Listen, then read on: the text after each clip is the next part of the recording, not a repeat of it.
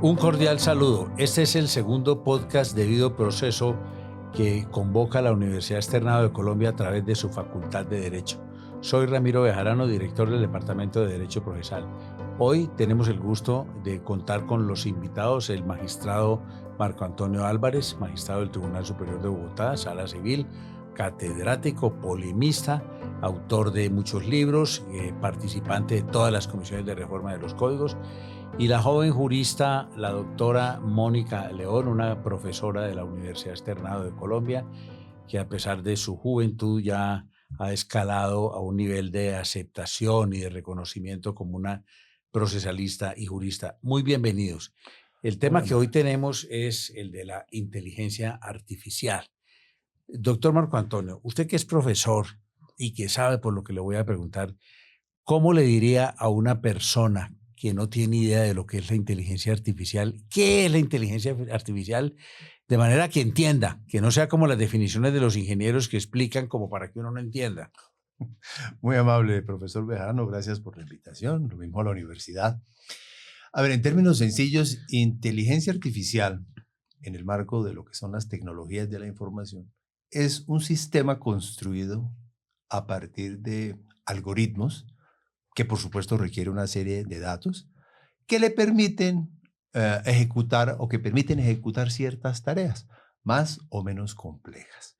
Cuando una persona, por ejemplo, utiliza Siri, está utilizando inteligencia artificial. Cuando una persona hace una búsqueda de datos a través de cualquiera de estos buscadores, está utilizando inteligencia artificial. Y por supuesto, más recientemente estamos acudiendo a mecanismos mucho más complejos, a inteligencia artificial profunda, a inteligencia artificial generativa que permite que estos mecanismos, esos sistemas ejecuten las mismas tareas que hace un ser humano.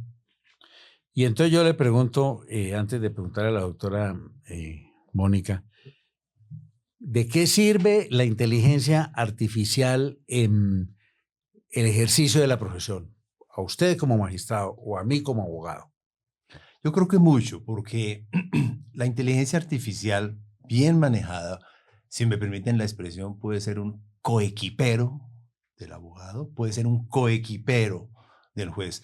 La inteligencia artificial puede ayudar en búsqueda, puede ayudar en construcción, puede ayudar en, de alguna manera incluso, en retar al propio abogado. Hoy ya estamos viendo, por ejemplo, con la última expresión de ChatGPT, que yo puedo interactuar con la inteligencia artificial y de esa manera yo creo que tanto abogados como jueces y en general todos los que participamos en el sistema de justicia podemos generar mejores resultados.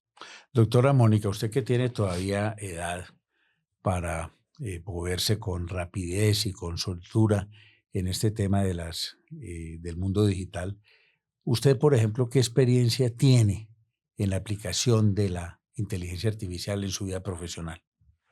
Doctor Bejarano, muchas gracias. Qué gusto estar hablando de tecnología y especialmente de inteligencia artificial en este podcast.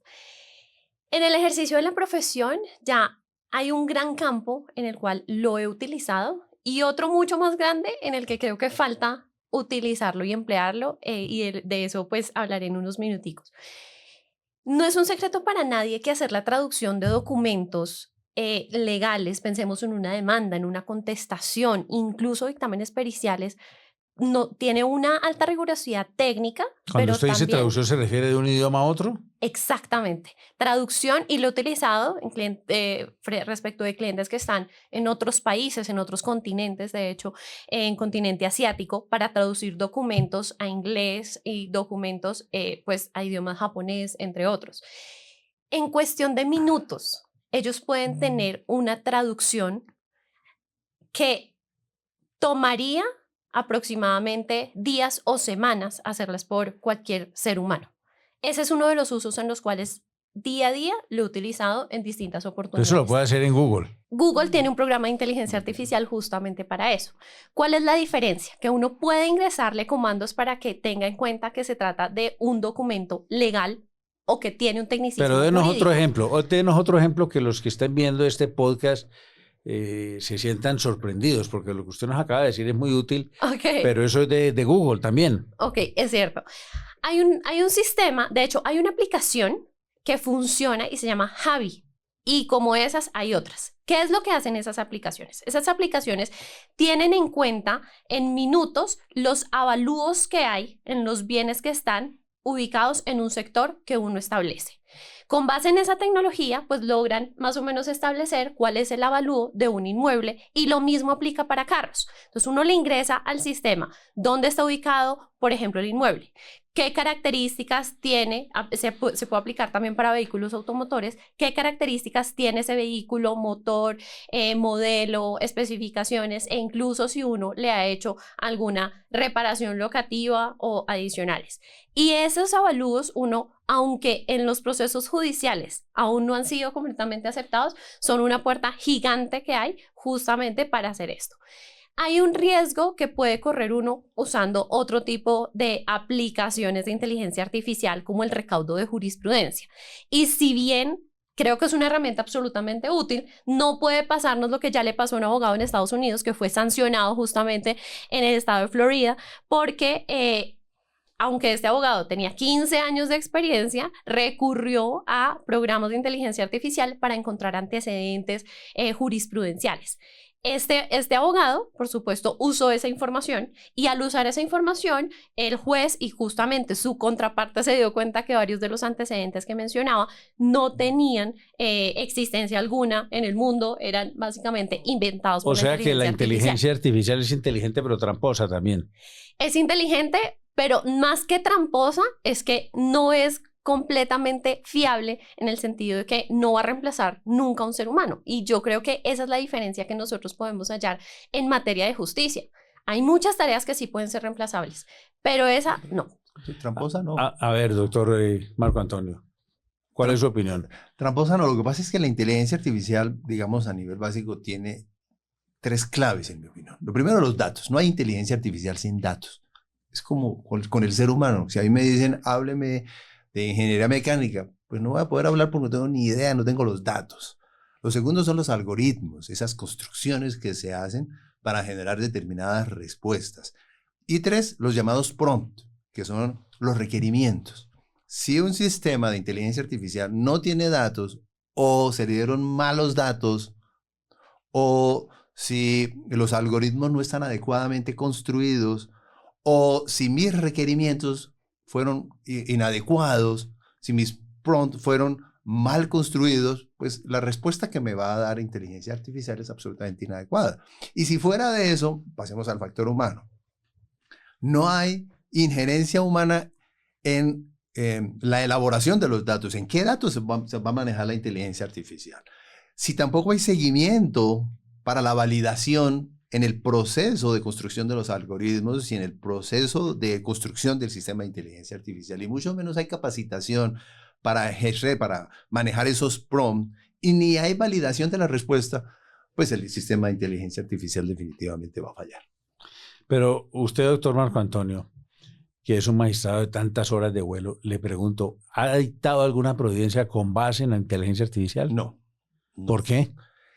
Primero porque en este momento no existe posibilidad de manejar inteligencia artificial en sistemas de administración de justicia en Colombia. Que eso quede absolutamente claro. En Colombia, hoy por hoy, no existe inteligencia artificial, menos aún generativa, para manejar provincias judiciales. ¿Y qué se requeriría en Colombia para que los jueces pudieran acudir a inteligencia artificial confiable? Sí, y aclarar una cosa, inteligencia artificial débil, los buscadores, lo básico, eventualmente sí, pero inteligencia artificial profunda, generativa, no existe. ¿Qué se necesita? Primero, recursos. Construir inteligencia artificial generativa cuesta muchísima plata. Segundo, ¿quién construye el sistema de inteligencia artificial? ¿Privados o el Estado? Esa es una definición política. Porque el usuario, porque estamos hablando del sistema de administración de justicia, y es un tema que incluso ahora en la Comunidad Europea acaba de calificar como un tema muy sensible en cuestiones de inteligencia artificial. Entonces, ¿quién construye el sistema de inteligencia artificial? ¿El sector público o el sector privado? con toda la injerencia que eso tiene. Las universidades, por ejemplo, podrían construir inteligencia artificial y ponerla al servicio de la Administración de Justicia. 3, por supuesto, están los datos. ¿Con qué datos vamos a manejar? Porque puede haber sesgos en la construcción de inteligencia artificial. Ejemplo, vamos a manejar X doctrinantes, X jurisprudencia, la jurisprudencia de esta corte, existiendo distintas posturas, o vamos a manejar absolutamente todo. Definitivamente construir inteligencia artificial no solo es costoso, muy costoso, eso lo hacen las grandes empresas, incluso si lo manejara el Estado.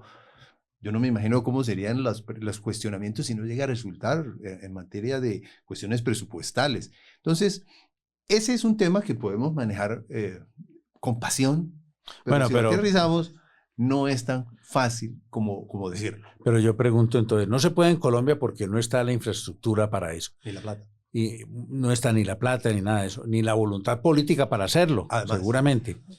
Pero entonces yo pregunto, si una persona que es juez aquí se va para los Estados Unidos y allá sí tiene acceso a inteligencia artificial, allá sí podría construir y utilizar para una providencia que va a dictar en Colombia la inteligencia artificial americana. Yo hace poco estuve en los Estados Unidos y hablé con algunos jueces. Ellos no están utilizando inteligencia artificial para adoptar sus decisiones. Ellos manejan inteligencia artificial débil, como la manejamos todo, para hacer búsqueda de información, por ejemplo, pero no utilizan inteligencia artificial generativa, salvo en unas unas expresiones como, por ejemplo, evaluación de solicitudes de salida de personas recluidas, privadas de su libertad, para saber si puede haber reincidencia, etc. Eso sí es inteligencia artificial generativa y genera muchas inquietudes, muchísimas preguntas.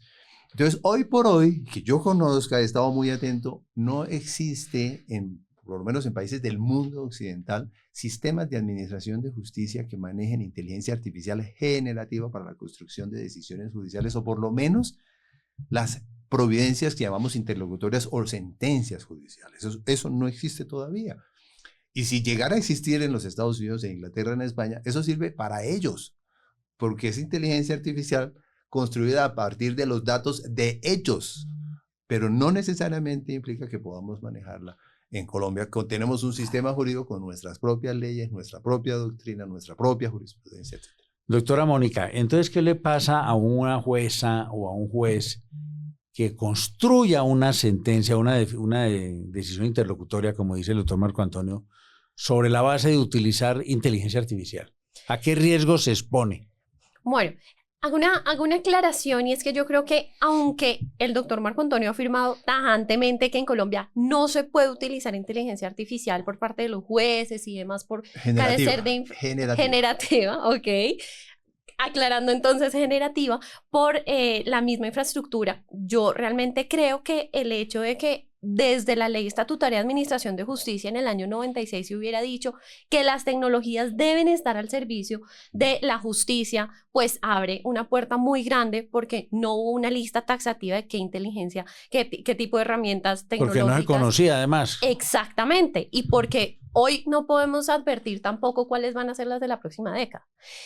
Un juez, así como le podría pasar a cualquier litigante que use inteligencia artificial, tiene un alto deber y una alta carga de responsabilidad.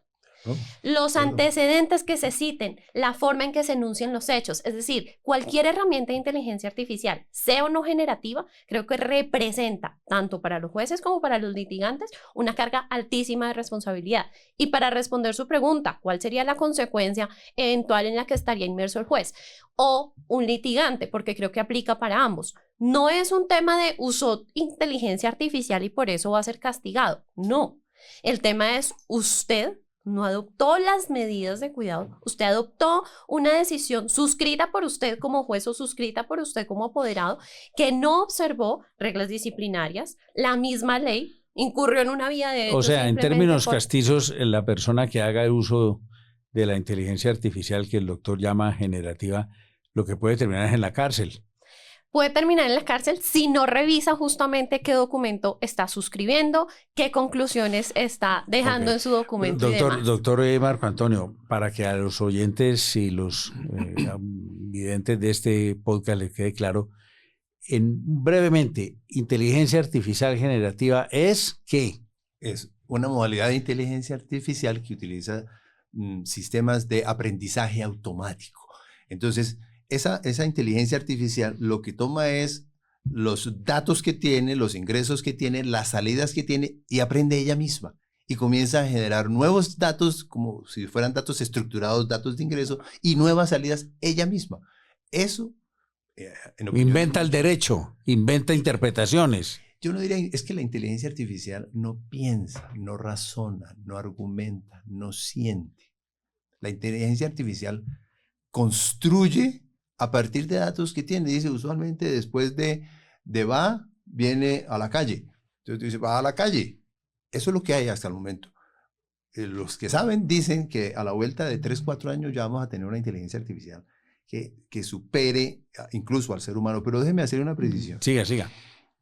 El último sistema que el Consejo Superior de la Judicatura puso al servicio de los jueces para las audiencias virtuales, por ejemplo, usted comienza a hacer una audiencia virtual, el sistema automáticamente le hace la transcripción de todo lo que se está verbalizando. Automáticamente. ¿Hoy en día? Hoy. En Colombia. En Colombia. Con una altísima fidelidad. Si usted tiene 7, 8 horas de estar recibiendo testimonios, de pronto dice, ¿en dónde fue que dijeron Universidad Externado? Usted le coloca Universidad Externado, inmediatamente lo remite allá, le dice, mire, lo dijeron en el minuto tal y lo dijo el profesor Bejarano. Es más, usted termina la audiencia y usted le puede decir, hágame un resumen de la declaración del testigo Pedro Pérez Pataquiva. Duró 3 horas. El sistema le saca un resumen. Eso es inteligencia artificial. Pero es una inteligencia artificial. ¿Pero eso lo puede utilizar solamente el despacho o los abogados? Eso, solo el despacho. Por el momento, solo el despacho. Yo personalmente creo que eso es muy útil para el sistema de justicia, supremamente útil para el sistema. Ahora. ¿Y es seguro? Claro, pero yo sí creo, como dijo la doctora Mónica, el juez tiene que hacer validación. Entonces, si a mí me saca un resumen del testimonio, yo tengo que verificar que realmente ese fue. Ahora, si yo estuve presente en la audiencia, atento en la audiencia, si yo como juez, como debo estarlo, estoy omnipresente y no durmiendo, pues obviamente cuando me saque el resumen, yo sé que va a ser fiel. Yo digo, sí, esto fue lo que dijo el testigo. ¿Ya? Pero es una gran facilidad y eso es inteligencia artificial. Otra cosa es la inteligencia artificial generativa. Eso no existe todavía para efectos del sistema de justicia. Doctor Bejarano, yo creo que debemos tener en cuenta algo, y es que solemos pensar que la inteligencia artificial es algo que está absolutamente en la estratosfera, a la cual no tenemos acceso, pero que todos los días vivimos viviendo desde hace más de una década. Y hago referencia a algo, y es que olvidamos que hay un ser humano detrás de, para que la inteligencia artificial justamente conozca todos y cada uno de las reglas, cómo hacer el resumen, cuál es la parte importante, qué es lo que al usuario le suele gustar, pues hubo un trabajo del ser humano antes. Por eso, de hecho, algunos consideran que la inteligencia artificial es una creación humana. Y si lo pasamos a términos muy sencillos, es como cuando uno va a un restaurante. Uno va a un restaurante seguido, conoce ya al mesero y el mesero va a empezar a uno a sugerirle, yo veo que a usted le encanta comer pescado, mariscos. Un día uno llega y le dice, mire, hoy tenemos como entrada estos langostinos al ajillo, en fin. Eso mismo va aprendiendo el sistema, guardadas las proporciones, por supuesto. Bueno, le voy a hacer una pregunta igual para ambos, para que la respondan cada uno desde su óptica. Mónica, ¿usted qué le recomienda a un abogado que pueda hacer uso de la inteligencia artificial? Brevemente. Lo primero, que conozca qué herramienta tiene. Lo segundo, que sepa esa herramienta qué limitaciones le puede ofrecer. Cuando me refiero a esto, debemos tener en cuenta hasta qué fecha está actualizada, porque hay herramientas de inteligencia artificial a la que uno le pregunta cuál es el último presidente de Colombia y va a decir que es Álvaro Uribe Vélez, otro va a decir no, es Petro, otro va a decir justamente que es, no sé, un presidente de hace 10 años. ¿Por qué? Porque no está actualizada. La cuarta, siempre hay que correr el filtro. La herramienta de inteligencia artificial, sea para el juez, sea para los abogados, nunca va a suplir esa tarea de raciocinio que debemos hacer. Magistrado. Primero, que la use. El abogado no puede ser utilizando unas palabras muy pero lo digo pensando en el juez. Primero, que la use. Segundo, como dice la doctora Mónica, que valide información. Y tercero, que exija. ¿Y a quién le exiges? ¿Es una máquina? Exija al juez. ¿A qué me refiero? El juez que use inteligencia artificial tiene, en mi opinión, el deber de informarle a los abogados que utilizó inteligencia artificial. Ok. El abogado tiene el derecho de saber cuál fue la aplicación, el sistema que se manejó y si se hicieron las validaciones respectivas, porque están en juego sus derechos, los derechos del ciudadano, los derechos de la persona que representa. El juez no puede ocultar esa información. Entonces, por eso digo, el abogado tiene que exigir. Si me permite una expresión, me gustó mucho. El otro día leí la presentación que hizo el Papa Francisco en el G7 sobre inteligencia artificial. Los invito a leer. Y el Papa dijo, tenemos que comenzar a utilizar una expresión algorética. Me gustó mucho esa expresión. Sí, bonita, inteligente. Sí, tenemos que comenzar a manejar la ética en ese tema de inteligencia artificial. Muy buena recomendación esa de que, además garantista, que el juez no se guarde lo que ha consultado, sino que lo haga ver. Pues muchas gracias por haber estado en este segundo podcast sobre ese tema tan apasionante en el que nos estamos adentrando.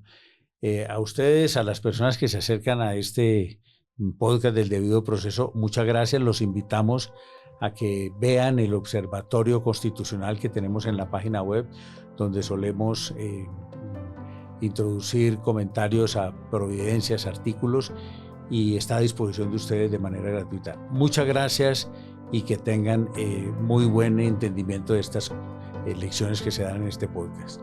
Muchas gracias.